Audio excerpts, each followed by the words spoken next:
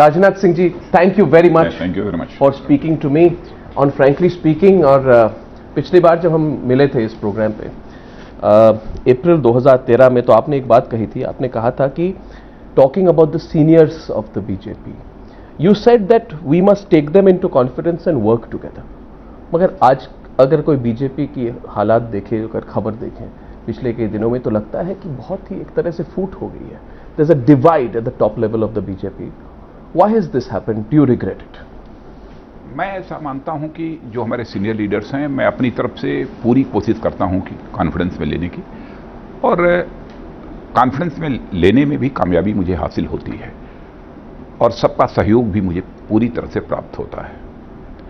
लेकिन कभी कभी कुछ इस प्रकार की अनहोनी हो जाती है जिसे मैं न कर पाऊं, तो मैं इसके लिए अपने सीनियर्स को जिम्मेदार नहीं ठहराना चाहता हूं, बल्कि उसके लिए जो मैं जिम्मेदारी किसी को मानता हूं, तो कहीं ना कहीं हमारे ही पार्ट पर कमी है, जिस कारण शायद जो कामयाबी और जिस हद तक कामयाबी मुझे मिलनी चाहिए वो नहीं मिल पाती है. आपको क्या लगता है, जब जसवंत सिंह वहां पे खड़े होकर स्पीच दे रहे हैं और कह रहे हैं, रो रहे हैं, और रो के कह रहे हैं कि मेरे साथ गद्दारी हुई,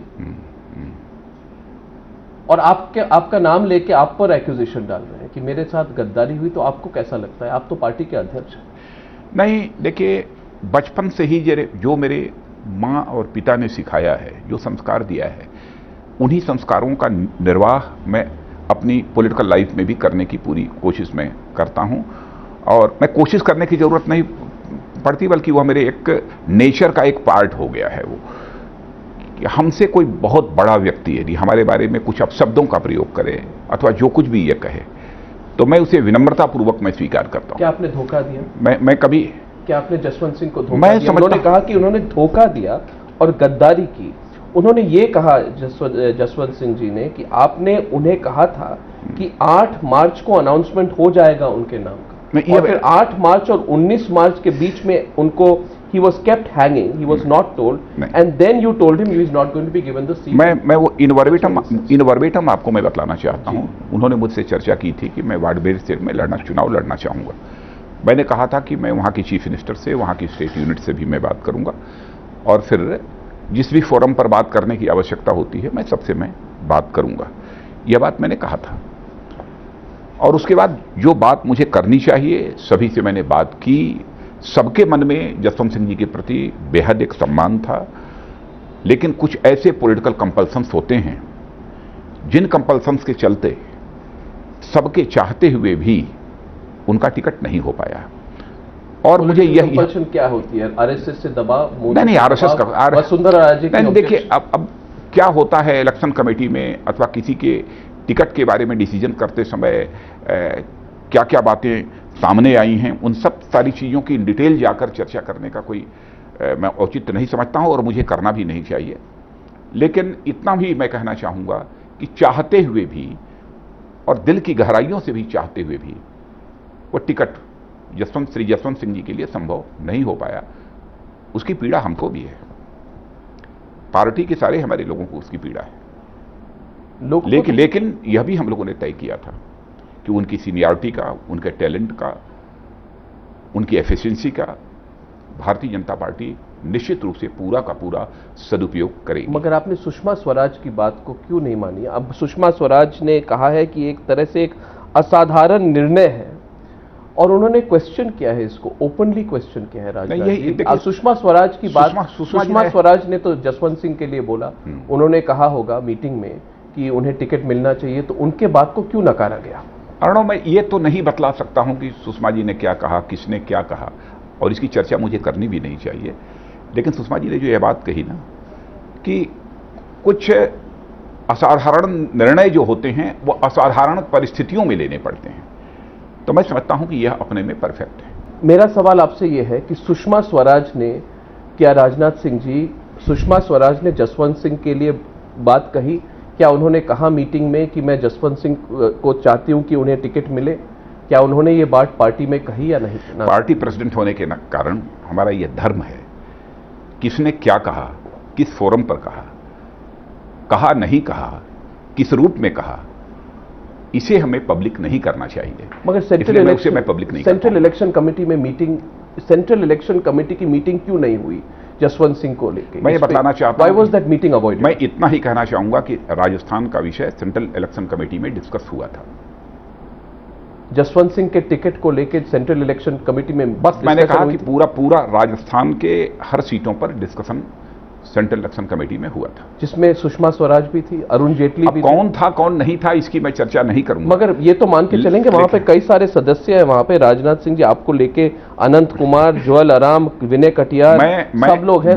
मैं इस संबंध में कुछ भी अर्णव डिस्क्लोज करने की स्थिति में नहीं हूं और मुझे डिस्क्लोज इसे करना भी नहीं चाहिए, लेकिन यह मैं कहना चाहूंगा कि श्री जसवंत सिंह जी का को जो टिकट नहीं मिल पाया उसकी हम सबको पीड़ा है, लेकिन उनका जो टैलेंट है, उनकी जो सीनियरिटी है, उनका जो एक्सपीरियंस है, निश्चित रूप से पार्टी इन सब सारी चीज़ों का ध्यान रखेगी। आप क्या कह रहे हैं कि सुषमा स्वराज ने कहा कि ये टिकट, इस टिकट के बारे में सेंट्रल इलेक्शन कमेटी में बातचीत नहीं हुई, it was decided later, there must be some reason and personally I am pained with this. वो तो ये कह रही थी कि सेंट्रल इलेक्शन कमेटी में बातचीत नहीं हुई, आप कह रहे हैं कि हुई है। मैं इस संबंध में नहीं कहना चाहूंगा, इतना ही मैं कहूंगा कि राजस्थान के बारे में सेंट्रल इलेक्शन कमेटी में चर्चा हुई थी। तो राजस्थान के बारे में किसके बारे में हुई, कैसे हुई, क्या हुई, अब इस बारे में मैं पार्टी प्रेसिडेंट होने के नाते ये मेरा धर्म है कि मैं इसे पब्लिक न करूं। क्या राजस्थान के डिस्कशन में, जो राजस्थान की सबसे बड़ी कंस्टिट्यूएंसी है बाड़मेर, उस पर कोई बातचीत नहीं हुई उस मीटिंग में? बस इतना ही मैं कहना चाहूंगा कि राजस्थान के संबंध में डिस्कशन सेंट्रल इलेक्शन कमेटी सब कंस्टिट्यूएंसीज को लेकर, सब महत्वपूर्ण कंस्टिट्यूएंसीज डिस्कशन वहां पर सेंट्रल इलेक्शन कमेटी में हुआ था राजस्थान के बारे में। तो कोई अगर कहे कि राजस्थान के मुख्य कंस्टिट्यूएंसीज के बारे में कोई बातचीत नहीं हुई सेंट्रल इलेक्शन कमेटी में, वो क्या सही होगा कि गलत होगा? एक ही सेंटेंस में बार बार रिपीट करना चाहूंगा कि सेंट्रल इलेक्शन कमेटी में राजस्थान के टिकटों के बारे में वहां पर चर्चा हुई। क्योंकि ये बड़ा ही एक गंभीर आरोप आपके जो क्रिटिक्स हैं वो ये लगा रहे हैं राजनाथ जी, मुझे पूरा विश्वास, क्योंकि वो कहते हैं कि देखिए राजनाथ सिंह जी ने खुद कहा, एक बार जब स्पेक्यूलेशन हुई थी कि आप कहां से कंटेस्ट करेंगे, तो आपने कहा था I will stress that decision even about me will be taken by the central election committee. बिल्कुल सही कहा था। हमारे संबंध में भी जो फैसला हुआ है वह सेंट्रल इलेक्शन कमेटी में फैसला हुआ है, फैसला मैंने स्वयं नहीं किया है अर्णव जी, यह बात मैं पूरी कॉन्फिडेंस के साथ में कह सकता हूं। और कोई अगर यह बात कहे राजनाथ सिंह जी कि आप भारतीय जनता पार्टी का अध्यक्ष हैं और अनडेमोक्रेटिक तरीके से सेंट्रल इलेक्शन कमीशन में बातचीत ना होते हुए डिसीजंस लिए जा रहे हैं, तो आपका उस पर आपका उत्तर क्या होगा? By nature Rajnath Singh democratic है, सबसे बातचीत करके ही वो डिसीजन करते हैं। जो सेंट्रल इलेक्शन कमेटी का डिसीजन होता है उस डिसीजन के अनुसार ही राजनाथ सिंह काम करते हैं। राजनाथ सिंह जी, दूसरी बात मेरी यह है कि आपने जब बीजेपी के अध्यक्ष बने, आपसे मेरी बातचीत हुई, तो आपने कहा मेरा सबसे बड़ा चैलेंज है सबको लेकर चलना। आपको तो काफी दुख होगा जिस तरह से आजकल ट्विटर पे या ब्लॉग पे या फेसबुक पे या सोशल मीडिया पे आपके दिग्गज नेता एक दूसरे पर वार कर रहे हैं, आपने नोटिस किया होगा। मैं समझता हूं कि कोई एक दूसरे पर वार नहीं कर रहा है। कभी किसी बात के क्लैरिफिकेशन की आवश्यकता होती है तो वह ट्विटर के माध्यम से अथवा अपने ब्लॉग के माध्यम से कोई उसका क्लैरिफिकेशन दे देता है, मैं उसे वार नहीं मानता हूं। हाँ, यह भी मैं बताना चाहता हूं कि जहां तक सुषमा जी का प्रश्न है, सुषमा जी ने श्री रामुलु के संबंध में जो कुछ भी ट्वीट किया था जी, वह हम लोगों से बातचीत करने के बाद ही उन्होंने ट्वीट किया था। उन्होंने कहा कि मैं जाके पब्लिकली अपने डिसेंट को प्रकट करूंगी। हाँ, उन्होंने कहा था। वो जो कुछ भी किया वो हमसे बातचीत करने के बाद तब किया है। तो आप तो पार्टी के डिसिप्लिन को मेंटेन करते हैं, कोई डिसीजन अगर पार्टी ले तो सारे पार्टी को उसके पीछे खड़ा नहीं होना चाहिए।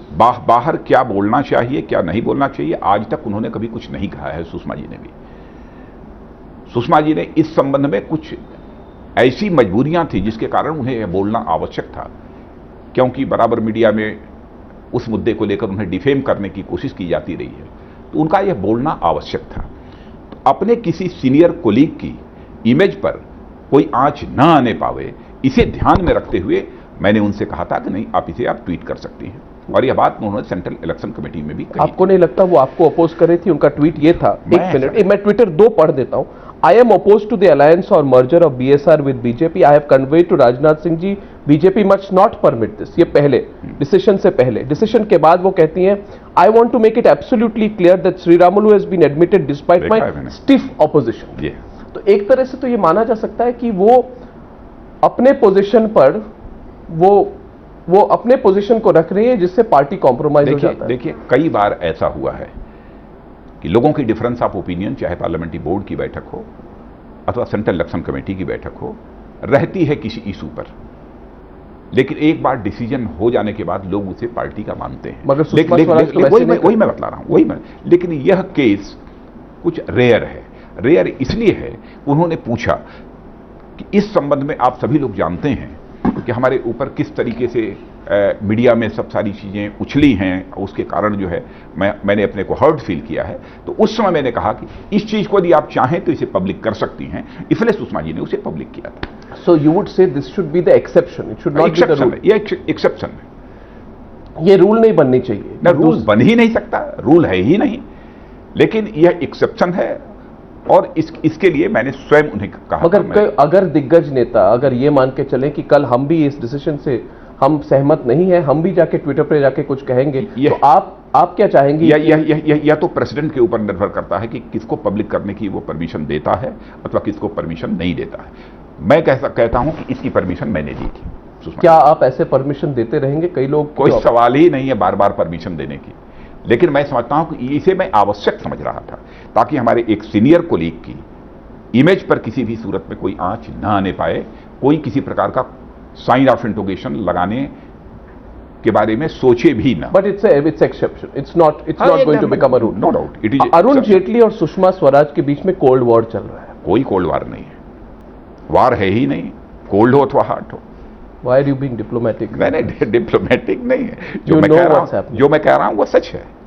देखिए, कभी कभी हमारी पार्टी में यह होता है कि इंटरनल डेमोक्रेसी यदि किसी पॉलिटिकल पार्टी में है तो वो बीजेपी में है, और जब इंटरनल डेमोक्रेसी जिस पार्टी की बिल्कुल एक इंट्रिंसिक जिसे कहें कि स्ट्रेंथ है, तो उस पार्टी में कभी कोई किसी इशू पर डिफरेंस ऑफ ओपिनियन हो गया और वो बात किसी तरीके से बाहर चली गई, तो लोग यह मान लेते हैं कि भाई पार्टी के अंदर तो बिल्कुल कोल्ड वार चल रहा है, हॉट वार चल रहा है, कौन सा वार चल रहा है भाई? 50 तो बातें। सुषमा स्वराज ने ट्विटर पे ये कहा कि मैं श्रीरामुलु के एंट्री के विरुद्ध थी, मगर उनको लाया गया डिस्पाइट माई स्टिफ ऑपोजिशन। उसके बाद अरुण जेटली का रिस्पॉन्स आया कि relatively marginal issues such as declaration of candidates, particularly who is in, who is out, cannot be allowed to dominate the political agenda of the BJP.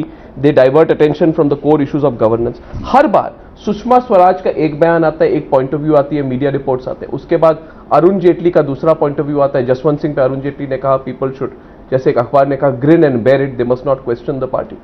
तो ये तो अपेरेंट है राजनाथ सिंह जी, और कई लोग ये मानना चाहते हैं कि आज राजनाथ सिंह बीजेपी अध्यक्ष इस बात से क्यों मुखर रहे हैं। मेरी हिंदी पता नहीं कितनी अच्छी नहीं है, क्यों इसमें चुप है कि एक तरह से कोल्ड वॉर चल रही है पार्टी में।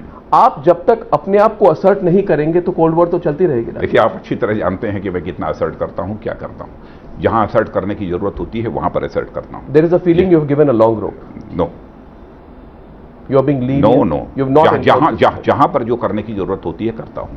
अब श्री जसवंत सिंह जी की बात जो आपने की है, जसवंत सिंह जी ने स्वयं यह फैसला लिया है, मैंने उनसे स्वयं यह रिक्वेस्ट किया था कि कृपया आप टिकट नहीं मिल पाया है, मैं इसके लिए मैंने सॉरी भी बोला, मैंने खेद भी व्यक्त किया उनसे, लेकिन उन्होंने टेलीफोन पर तो कुछ मुझसे बात नहीं कही, लेकिन उसके बाद जाकर उन्होंने फैसला कर लिया कि मैं बाड़मेर से मैं कैंडिडेट बनूंगा। वह कैंडिडेट बने हैं। अब उस बारे में मैं नहीं कह सकता कुछ, लेकिन हाँ, वो चाहे मेरे बारे में जो कुछ भी कहें, मेरे सम्मान में उनके प्रति कोई कमी नहीं आने वाली है। आडवाणी को लेकर इतना ड्रामा हुआ, 8, 9, 10 दिन तक ये चलता रहा, कहां से वो कंटेस्ट करेंगे, कहां से नहीं कंटेस्ट करेंगे, इतनी कंट्रोवर्सी होती रही।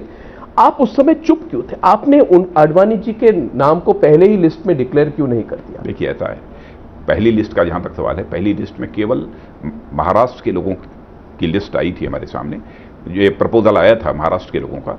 तो उस प्रपोजल पर जब डिस्कशन हुआ, सबसे पहले श्री नितिन गडकरी का नाम कैंडिडेट के रूप में डिक्लेयर किया गया था।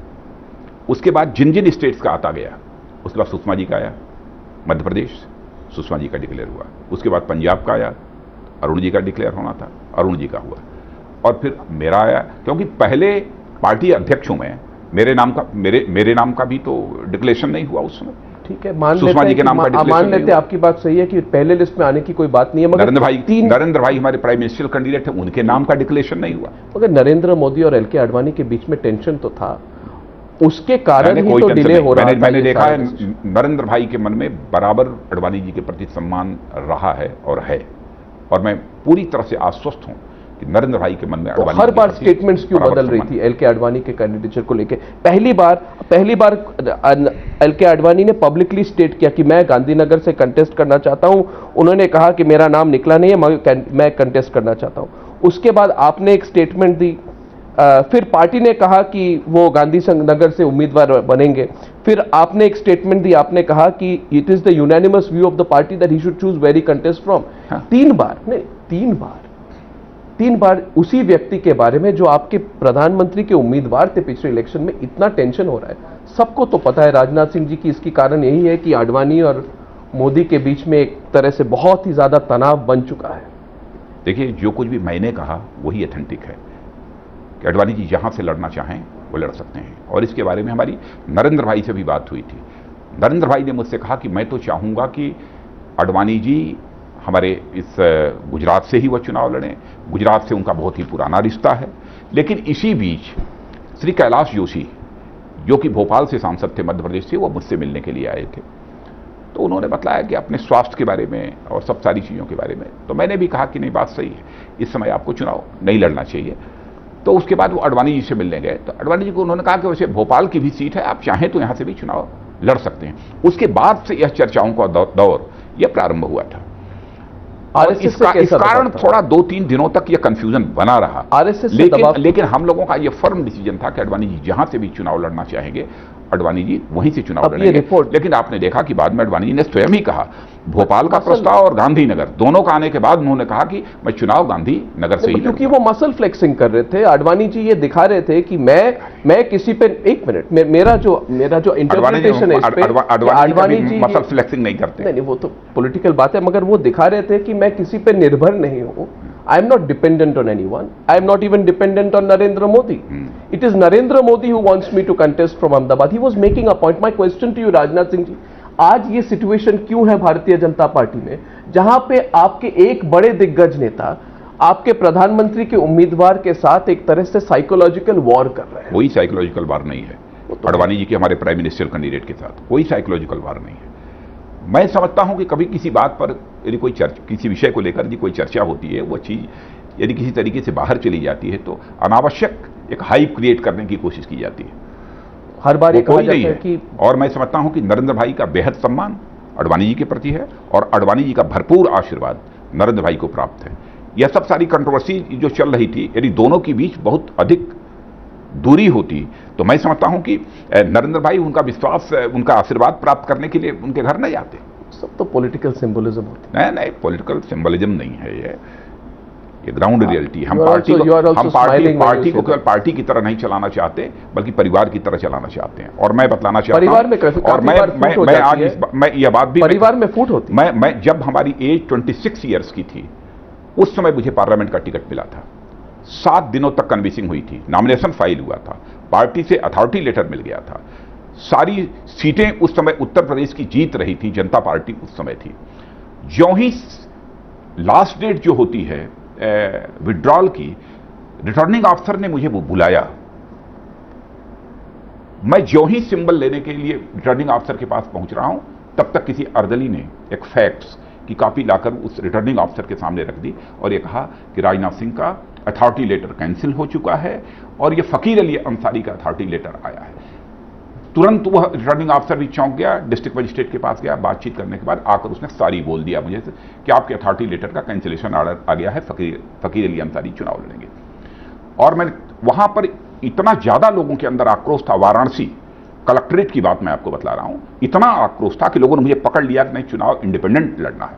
मैंने कहा कि नहीं, पार्टी ने जो फैसला किया था पहले वो ठीक था, तब तक मैं चुनाव लड़ता रहा हूं। लेकिन आज यदि पार्टी का डिसीजन हो गया है तो अब मैं अपना नाम विड्रॉ करूंगा और फकीर अली अंसारी के लिए हर व्यक्ति तो राजनाथ सिंह नहीं है, और राजनाथ सिंह भारतीय जनता पार्टी के अध्यक्ष होते हुए भी ये नहीं मान सकते कि हर व्यक्ति उनके तरह होगा। मेरा सवाल यह है कि आपने कहा परिवार की तरह आप चलाना चाहते हैं, परिवार में फूट तभी आती है राजनाथ सिंह जी जब बाहर से प्रभाव कुछ ज्यादा होता है। तो इस वक्त मैं बात कर रहा हूं राष्ट्रीय स्वयंसेवक संघ की। ये माना जा रहा है कि आडवाणी, और इस बात को लेकर आप स्पष्ट तरीके से हमें बताएं कि जब आप चेन्नई में थे तो आपको एक फोन कॉल आया, फोन कॉल आरएसएस के नंबर 2 भैयाजी जोशी की थी, और उन्होंने आपको कहा कि आप आडवाणी जी पे डिसीजन छोड़ दीजिए। मैं ये सवाल इसलिए कर रहा हूं क्योंकि आपको याद होगा कि जब नरेंद्र मोदी को कैंपेन कमेटी का चीफ बनाया गया, सुन लीजिए, तब उस वक्त एलके आडवाणी सब सीट से वो, I think he had quit all the party post. उस वक्त भी आरएसएस की तरफ से इंटरवेंशन हुई थी, और आपने खुद कहा था उस वक्त की मोहन भागवत ने इंटरवीन की थी उस मामले पे। नहीं, मैंने नहीं कहा था। आपने कहा था। नो, यू सेड नहीं, बीजेपी स्टेटमेंट में कहा गया today afternoon RSS Sarsanghchalak Mohan Bhagwat spoke to Advani and asked him to respect the BJP parliamentary board decision. वो तो आरएसएस की इंटरफेरेंस की। नहीं, अब बीजेपी स्टेटमेंट की आपने बात कही, वो राजनाथ सिंह का स्टेटमेंट नहीं। बीजेपी का स्टेटमेंट गलत थी। नहीं, अब वो स्टेटमेंट मैंने देखा नहीं है, इसलिए उस पर मैं कोई कमेंट नहीं कर रहा हूं। मेरे पास स्टेटमेंट है। नहीं, अब मैं देखूंगा कि कहां है, किस न्यूज़पेपर में वो पब्लिश हुआ है वो स्टेटमेंट, ये इसकी मुझे जानकारी नहीं है। लेकिन मैं ये बतला देना चाहता हूं, चेन्नई की बात आपने की, चेन्नई में फोन कॉल, चेन्नई में भैया जी का कोई टेलीफोन मेरे पास नहीं गया था। तो फिर कब आया? नहीं था। उन्होंने फोन किया? नहीं किया टेलीफोन।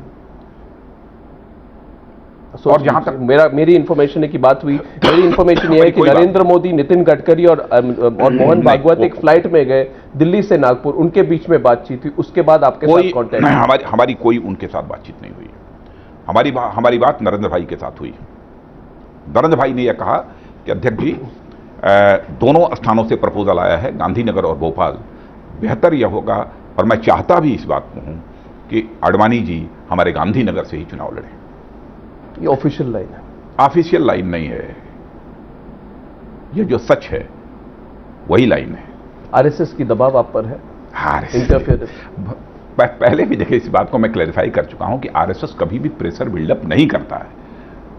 जहां पर राय परामर्श करने की आवश्यकता होती है, हम लोग आरएसएस के लोगों से मिलकर, चूंकि ये क्यों फिर माना जा रहा है कि कल्चरल फील्ड में काम करने का उनका लंबा अनुभव। RSS has never liked Jaswant Singh, so Jaswant Singh has not been given the ticket. One second, it's another thing that Vasundhara is against. RSS has a problem with mister Advani, so it intervened at twice on 2 occasions with mister Advani. Rajnath Singh ji, आपके leadership को क्या किसी तरह से, is there a shadowy influence of the RSS which is? नहीं, ऐसा मैं नहीं मानता। आज तक कभी आरएसएस ने ऐसा कुछ नहीं किया है। जो इंप्रेशन मीडिया के माध्यम से बाहर दिया जाता है, ऐसा कुछ नहीं है। हां, इतना मैं इस सच्चाई को मैं स्वीकार करता हूं कि किसी यदि इशू पर हमको उनसे राय परामर्श यदि करनी होती है तो कभी वो अपना सुझाव तो दे देते हैं। अच्छा। लेकिन मैं ऐसे दसियों उदाहरण दे सकता हूं कि यदि उन सुझावों के अनुरूप यदि हमने नहीं किया है तो कभी भी आरएसएस ने कोई नाराजगी नहीं व्यक्त की होगी। What comes first? पहला क्या आते हैं? क्या पहले मोदी आते हैं कि पहले बीजेपी आते हैं? Does the BJP come first और डज मोदी कम फर्स्ट? पहले हम जिस पॉलिटिकल पार्टी को चला रहे हैं उस पॉलिटिकल पार्टी के मोटोज की बारे में आपको जानकारी दे देना चाहता हूं। First country, nation, second party, third individual.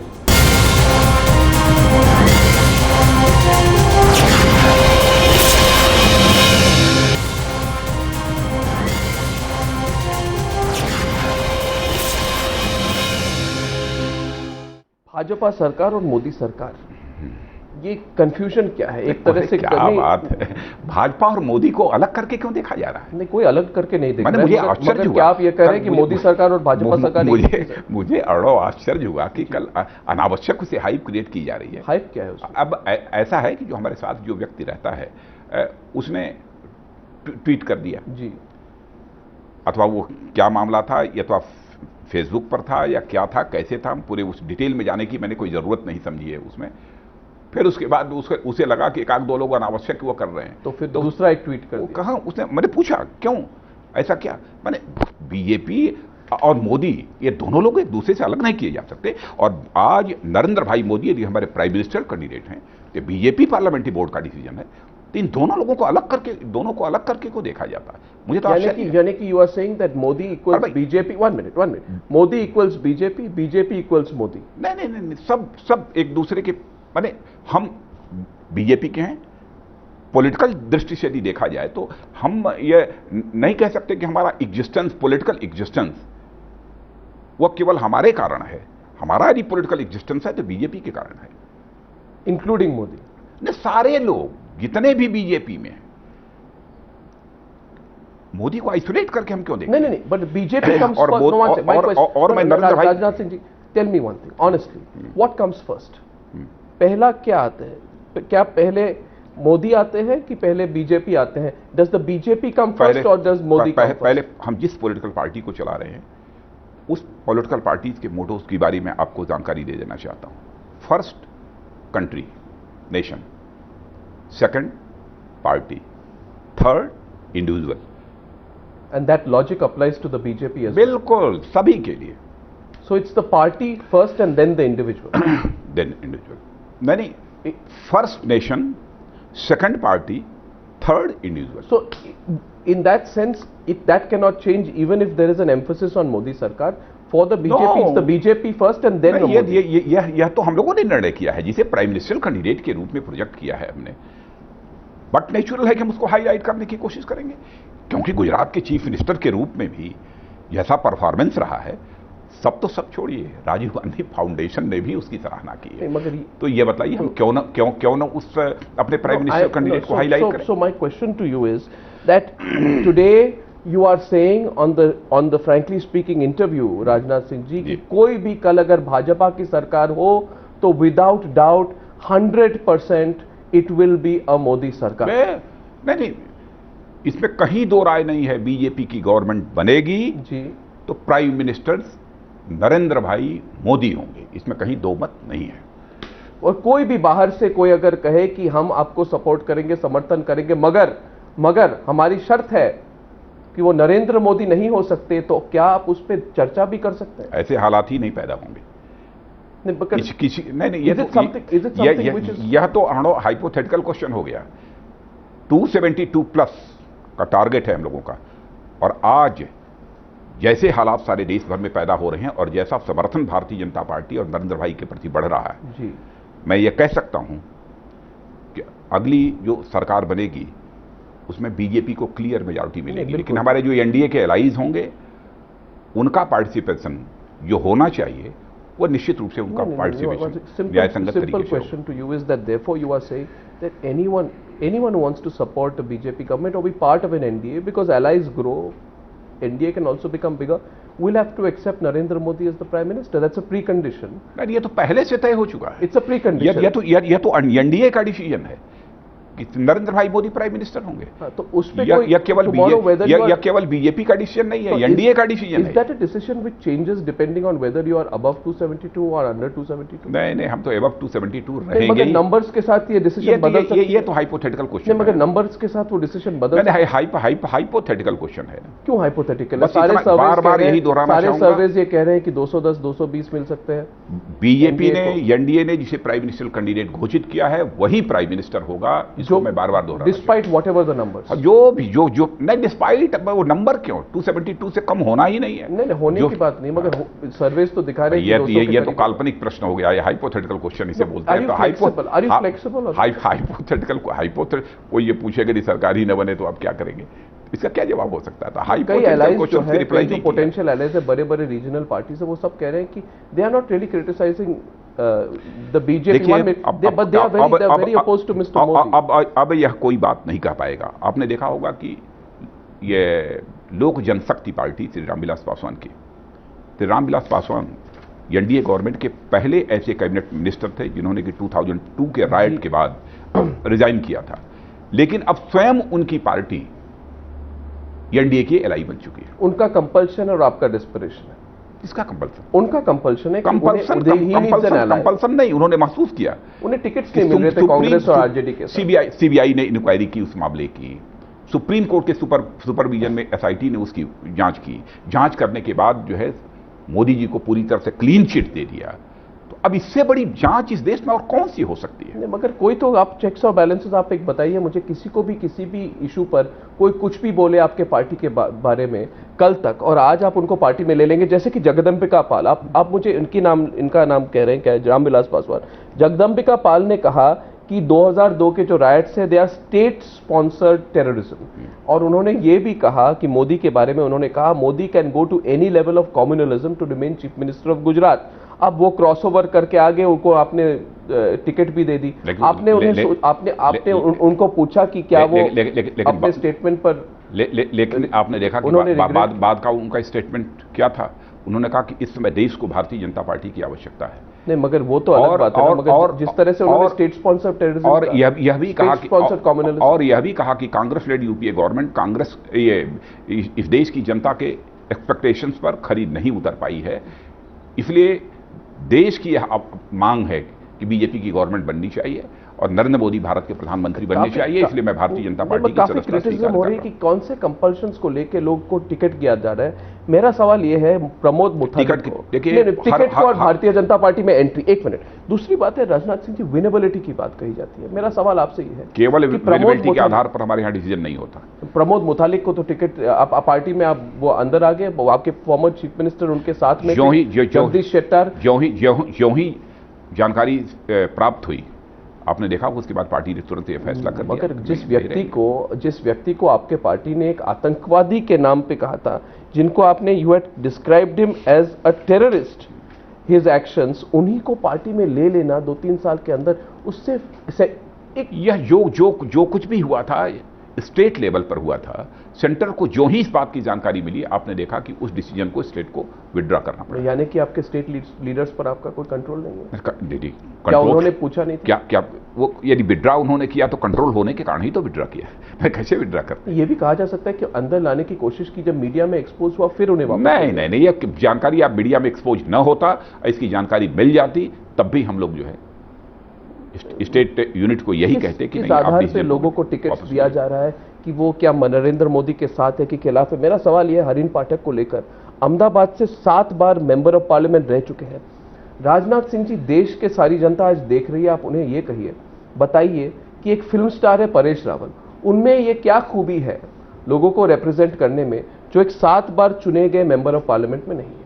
एक फिल्म स्टार में क्या खूबी है जो एक 7 बार चुने हुए मेंबर ऑफ पार्लियामेंट में नहीं है? देखिए, हम लोग जो हैं, हम लोगों को तो पार्टी ने बहुत अवसर दिया है, बहुत अवसर दिया है, लेकिन भारतीय जनता पार्टी में ऐसे कार्यकर्ताओं की कमी नहीं है कि भारतीय जनसंघ के समय से ही बराबर जनसंघ का झंडा लेकर जनसंघ जिंदाबाद और भारतीय जनता पार्टी बनने के बाद भारतीय जनता पार्टी का फ्लैग लेकर जिंदाबाद जिंदाबाद का नारा आज भी लगाते हैं। उनकी आयु 70, 75, 80 की हो गई है, तब भी उन्हें कुछ हासिल नहीं हुआ है पार्टी में।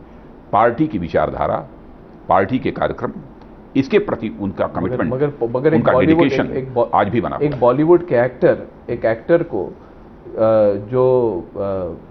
जिनकी कोई पब्लिक सर्विस की रिकॉर्ड नहीं है, उन्हें तो नहीं, एक मिनट, सिर्फ ये माना जाता है कि वो फर्स्ट टाइमर है, वो नरेंद्र मोदी के क्लोज हैं, उन्हें टिकट मिल जाता है? नहीं, क्लोज होने के कारण किसी को टिकट यहां नहीं मिलता है। क्या जो फिल्म इंडस्ट्रीज में जो काम करते हैं उन लोगों को यह अधिकार नहीं है कि वो पॉलिटिक्स में भी आए, पॉलिटिक्स के माध्यम से भी देश की सेवा करें? बिल्कुल। क्या यह अधिकार नहीं है? अधिकार तो बिल्कुल। फिर आप सारे बीजेपी को फिल्म इंडस्ट्री से चला लीजिए। नहीं, फिल्म इतने लोग मिलेंगे ही नहीं। और ऐसा नहीं है, देखिए ऐसा है कि समाज के सभी क्षेत्रों से लोग किसी भी पॉलिटिकल पार्टी में होते हैं। तो वैसे ही किसी प्रोफेशन का कोई है, किसी प्रोफेशन का कोई है, कोई यहां पर किसान भी है, कोई व्यापारी भी है, कोई चार्टर्ड अकाउंट भी है, कोई आईटीएन भी है, फिल्म इंडस्ट्रीज के लोग भी हैं। एक मुस्लिम कम्युनिटी की गैदरिंग हुई थी बीजेपी के माइनॉरिटी विंग के साथ, आप जानते हैं, 25 फरवरी को, और आपने कहा please note that whenever wherever if there has been any mistake और shortcoming on our part, I assure you that we will apologise to you by bowing our head. 25 फरवरी को जो कुछ भी कहा था वो सच है।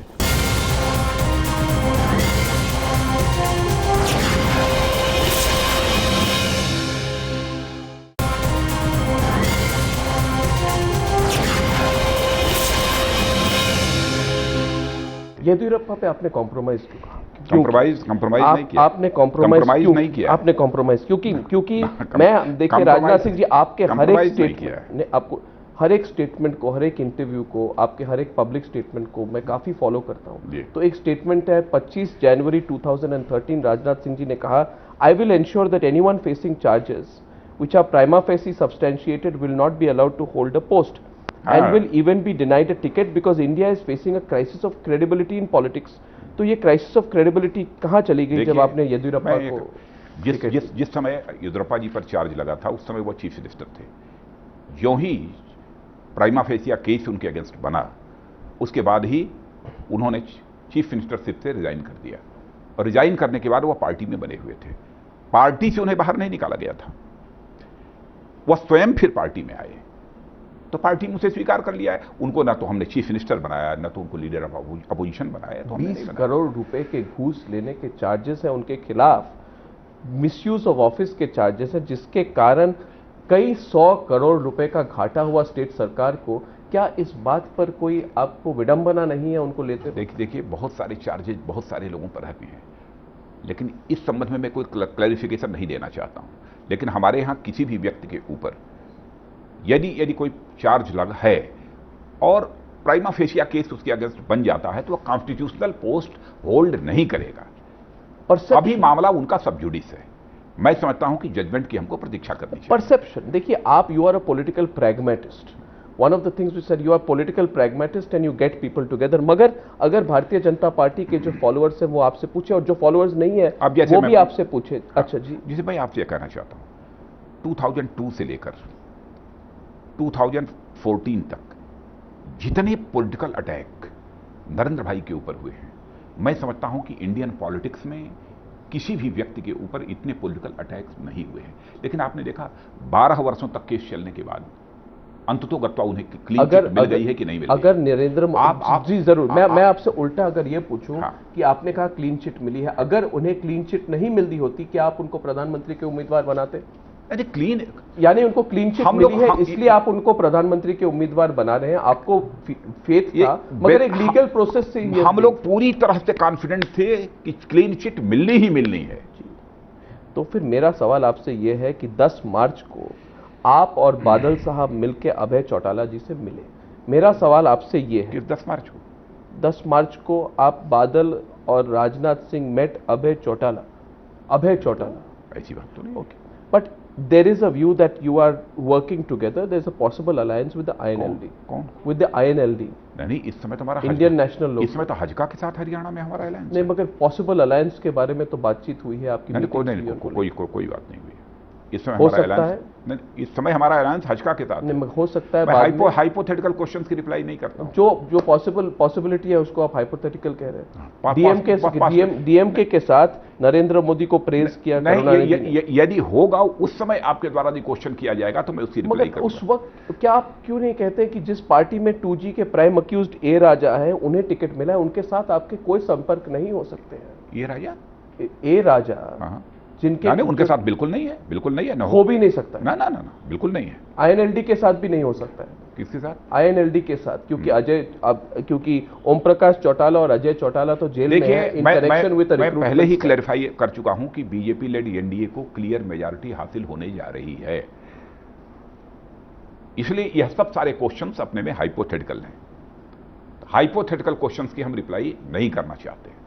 आप उसको यूज कर रहे हैं 272 को लेके, क्योंकि आप मेरे क्वेश्चंस का जवाब नहीं देना। नहीं, वैसा अभी आप मान लें तो अलग की बात है। राजनाथ सिंह जी हाइपोथेटिकल बात नहीं करते हैं, मगर आपने एक बात कही जिस पर अब तक मौका नहीं मिला है आपसे सवाल पूछने का। तो एक मुस्लिम कम्युनिटी की गैदरिंग हुई थी बीजेपी के माइनॉरिटी विंग के साथ, आप जानते हैं, 25 फरवरी को, और आपने कहा please note that whenever, wherever, if there has been any mistake or shortcoming on our part, I assure you that we will apologize to you by bowing our heads. आपने कहा हम लोगों के पार्ट पर अगर कोई गलती और चूक हुई है तो मैं आपको यकीन दिलाता हूं। मैं करना चाहता हूं 25 फरवरी को जो कुछ भी कहा था वो सच है, मैंने कहा था, लेकिन पहले का सेंटेंस आप नहीं पढ़ना है। कौन सा? आज तक हम लोगों ने कास्ट, क्रीड और रिलीजन के बेसिस पर किसी प्रकार का कोई डिस्क्रिमिनेशन नहीं किया है, यह बात कहते हुए कॉन्फिडेंस के साथ।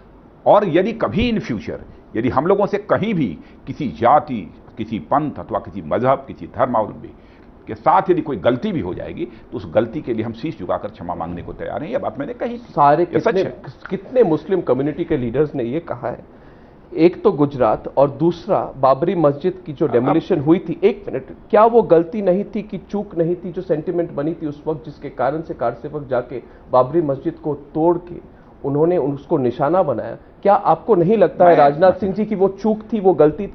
मैं देखिए, ऐसा मैं मानता हूं कि वहां पर जो कुछ भी हुआ क्राउड का एक सेंटिमेंट था, उसके कारण हुआ। चूक थी, गलती थी नहीं, लेकिन बीजेपी ने इसे यह कॉन्स्पिरेसी की हो वहां पर यह करने के लिए, मैं यह कॉन्फिडेंस के साथ कह सकता हूं कि बीजेपी इस प्रकार की कॉन्स्पिरेसी नहीं करती है। जो किसी भी व्यक्ति के सेंटिमेंट को, उसकी फीलिंग्स को कभी भी हर्ट नहीं, उसके फेथ को कभी भी हर्ट नहीं करना, न किया है और न हम फ्यूचर में करना चाहेंगे। जिन्होंने किया बाबरी मस्जिद को गिराकर, क्या मामला उनसे, सबजुडिस है? क्या उनसे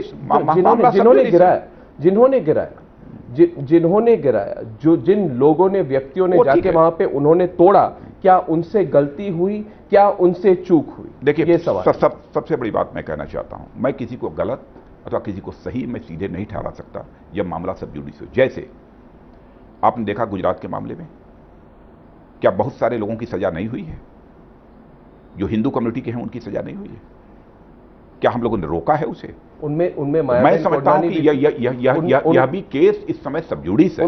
मगर मैंने यह भी केस सबजुडिस है। जजमेंट की प्रतीक्षा करिए, जो दोषी होंगे सबको सजा मिलेगी। Subjudice against leaders. My question to you is, what in your view constitutes a shortcoming or mistake? I give you 3 examples. One is the Gujarat riots. Whoever was responsible for it, on their part, of course it was terrible. You will not accept that it is a shortcoming or mistake. The Gujarat riots were not a shortcoming or a mistake. मैं ऐसा नहीं मानता हूं, क्योंकि मैं chief minister रहा हूं और मैं जानता हूं कि कभी भी कोई चीफ मिनिस्टर नहीं चाहेगा कि उसके चीफ मिनिस्टर रहते हुए उसकी स्टेट में किसी प्रकार की एनार्की पैदा हो, वो कभी नहीं चाहेगा। और मायाबेन कोडनानी जो वहां पे उस समय मंत्री थी, उन्हें 28 साल के लिए सेंटेंस किया गया नरोडा पाटिया मैसेकर में। उनके खिलाफ इतने स्पेसिफिक चार्जेस थे कि उनके खिलाफ कहा गया, I like to read this out to you, that the entire massacre took place at Naroda Patia, which took a toll of 96 Muslim human lives and injured about 125 Muslims. Would you say कि मायाबेन कोडनानी के role को, जिस पर conviction हो चुकी है, क्या उस तरह से चूक? लोअर कोर्ट का जजमेंट है ना, आप नहीं मानते उसको? नहीं, लोअर कोर्ट का जजमेंट, देखिए हम जजमेंट का, हर जजमेंट को मैं मानता हूं, लेकिन उसमें अभी उनको अपर कोर्ट है उसमें उन्होंने अपनी अपील कर रखी है। आप कोर्ट का डिसीजन आने दीजिए, तब उसके बाद यानी कि गुजरात राइट्स, मायाबेन कोडनानी या फिर बाबरी मस्जिद डेमोलिशन, कुछ भी कोई चूक या गलती नहीं हुई? नहीं, मैं ऐसा नहीं मानता हूं कि गुजरात में कभी भी भारतीय जनता पार्टी ने दंगा भड़काने की अपनी तरफ से कोई कोशिश नहीं की, क्योंकि दंगों का जहां तक सवाल है, कास्ट रिलीजन के बेसिस पर किसी प्रकार के डिस्क्रिमिनेशन का सवाल है, मैं समझता हूं कि भारतीय जनता पार्टी से कभी जस्टिफाई नहीं करती है। राजनाथ सिंह जी, why is there a growing feeling that the BJP has become a one-man party? आपने देखा होगा कई सारे आजकल हर एक अखबार आप उठाए, हर चैनल देखे, हर व्यक्ति ये कह रहा है कि BJP has become, is everybody wrong? Is everybody wrong? BJP, देखिए, वन मैन पार्टी यदि हो सकती है तो कांग्रेस हो सकती है, वन मैन पार्टी हो सकती है तो सपा हो सकती है, वन मैन पार्टी हो सकती है तो बसपा हो सकती है। हम लोग टीम स्पिरिट से काम करने वाले लोग हैं। हमारे यहाँ ग्रुप लीडरशिप, मैं प्रेसिडेंट हूं पार्टी का, प्रेसिडेंट का काम है प्रिसाइड करना, और जो हमारा बोर्ड है, वो टीम है, वो डिसाइड करने का, उसका काम है, यह करते हैं हम पूरे इलेक्शन कमेटी अथवा हमारे पार्लियामेंट्री बोर्ड की ओपिनियन को एकदम बिल्कुल दरकिनार करके हम कोई डिसीजन नहीं ले सकते हैं। और कोई एक लॉबी या एक इंडिविजुअल पार्टी को, मैंने लॉबी और इंडिविजुअल का कोई सवाल नहीं। ये सवाल, आखिरी सवाल आपसे यह है राजनाथ सिंह जी, हर एक इंटरव्यू में आपको पूछते रहता हूं कि आप अपने आप को बहुत अंडर प्ले करते हैं। You try to keep a low profile. Is it because you are afraid of getting into controversy, और is it because you are avoiding the limelight? देखिए, मैं ऐसा, व्हाट इज द स्ट्रेटजी? देखिए, इसको strategy का part मत मानिए। मैं इसे जो करता हूं, मैं याद दिलाना चाहता हूं आपको, शायद आप इसको वेरीफाई भी कर सकते हैं। उत्तर प्रदेश में भी जब मैं चीफ मिनिस्टर था, उत्तर प्रदेश में मैंने इंफॉर्मेशन डिपार्टमेंट को ये इंस्ट्रक्शन दे रखा था, किसी भी साइन बोर्ड पर, किसी भी होर्डिंग पर हमारी फोटोग्राफ नहीं होनी चाहिए। मैं चीफ मिनिस्टर रहते हुए मैं बता रहा हूं, है हमारी प्रकृति में है। आपके पार्टी के प्रकृति में तो नहीं है। हर इंडिविजुअल की अपनी अपनी प्रकृति होती है, ये तो मैंने खुद कहा था। तो अब ये हमारा नेचर है। क्या करें इसके लिए? So finally, Rajnath Singh ji, lot of people say that watch out for Rajnath Singh. Look out for Rajnath Singh. He's a long-term player. He might emerge as a ऐसा dark नहीं, horse ऐसा नहीं somewhere, मानता। sometime. He may be he may be more acceptable to a wider section नहीं, of political ऐसा- parties if the BJP falls short मैं फिर से of the magic number. नहीं, ये सब यदि कोई कहता है तो मैं समझता हूं कि ये बिल्कुल ये सब इमेजिनेशन होगा किसी का। ये कभी संभव नहीं है, ये कभी होगा ही नहीं। नरेंद्र भाई मोदी भारत के प्रधानमंत्री बनेंगे, सोच समझकर फर्म कन्विक्शन के साथ हम लोगों ने डिसीजन लिया है। Rajnath Singh ji, thank you very much Thank you for very talking to me. Thank you very much.